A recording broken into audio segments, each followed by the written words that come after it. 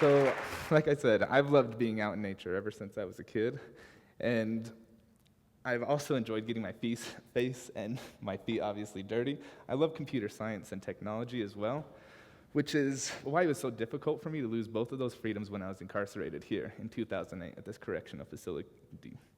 My background always makes me feel a little uncomfortable, so in order to make myself feel more comfortable today, I'm going to imagine that you guys all live here with me as convicts. So we're all equally uncomfortable being here. Because being locked up, you don't only hate yourself, you also feel as if you had died. And you especially feel that way after filling out this final disposition form. Essentially, this death waiver was me signing my dead body over to my mother upon my death. And this voluntary document essentially says the state won't be held liable if I die while in their custody. So I want you guys to imagine wasting your life in this tiny, cold, dingy 6x9 cell, sharing it with another inmate, where you're on 23-hour lockdown under constant surveillance, where your sink is connected to your toilet. And now imagine laying on your still-framed bed, closing your eyes to rest, and listening to the sounds of your cellmate do his push-up and sit-up routine, and just dreaming of the great outdoors. I used to always dream of the vast openness of these beautiful landscapes. I could almost smell the pungent aroma of the sagebrush and almost feel the warmth of the sunshine on my skin, but I never would have dreamt that I would be up at Utah State University working on a master's degree, or that I'd be conducting research on sage grouse just east of my hometown up at a place named Hardware Ranch. So what you're witnessing here is an ancient ritual of sage grouse, where males perform this elaborate courtship dance for females on an area known as a lek. A lek is an area where the same sage grouse will return year upon year for breeding purposes, and my research focuses on a known lek. And we are examining the radiant energy of these sage grouse individuals. See, over 200 years ago, William Herschel used a series of thermometers, glass prism, and sunlight, and discovered that there's invisible heat energy that's surrounding us every day. As you can see here, when light enters this prism, the colors of the rainbow represent the energy that we could see with our eyes. But just below that red portion is an area called infrared energy, and that's the data that I'm collecting using a specialized infrared camera.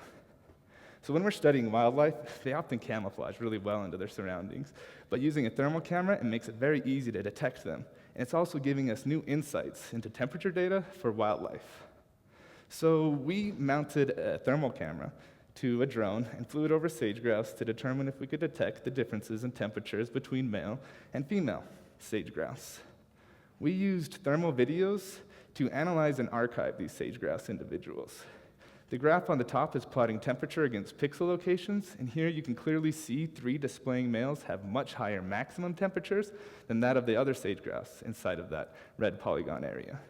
And now zooming in, we can focus on an individual sage grouse male, and the graph on the bottom of the screen is plotting temperature across time. So this plot, we can count the number of times that sage grouse actually inflates and deflates his throat sacs, and we can also see that these 2 independent responses yield the same thermal signature, which is data that hasn't been collected until now. So this is my new prison cell.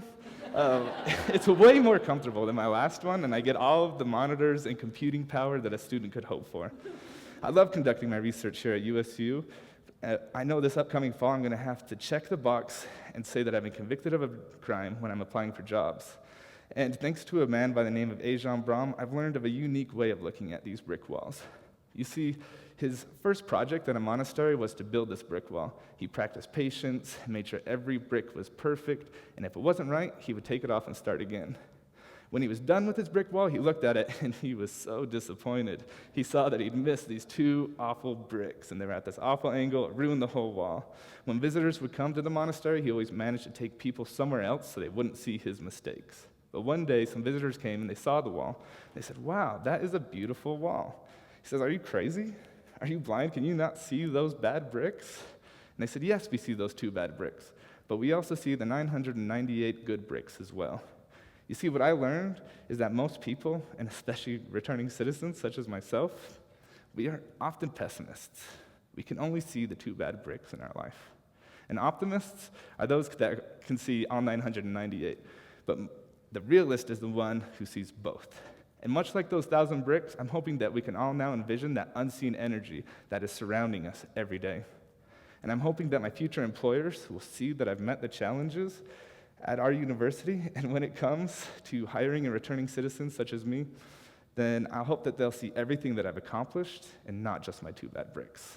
Well, that's me and the story behind my science. Thank you.